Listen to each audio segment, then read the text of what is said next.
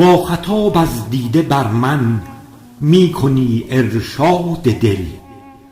کاش می شد می رسیدی گاه بر امداد دل.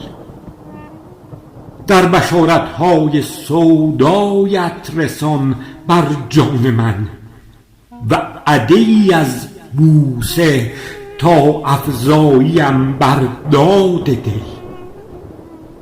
من چو با وصف نگاهت مژده بر خوبان دهم، دیده دوزم بر در آری سر به استمداد دل.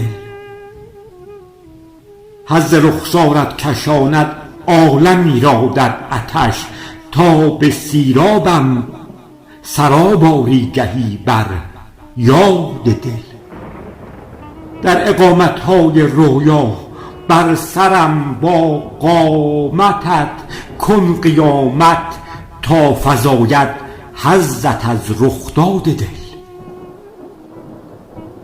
از اشارات کمان ابرو بزن تیرم به جان، تا که می گیرد سراغم را غم از بیداد دل.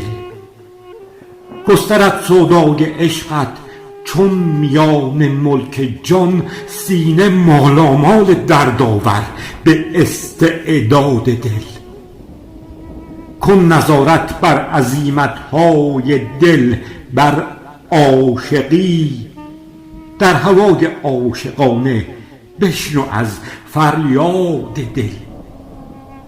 با تجاهر نقل افواه آوری تا ناز خود، هم به تدبیر آور از ایمای لب بر داد دل.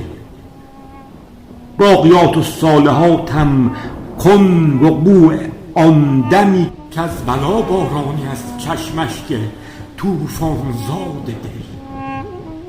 بر طلال دیده گستر نم نم باران به جان، ذوق طالب تا کنی این گونه استرداد دل.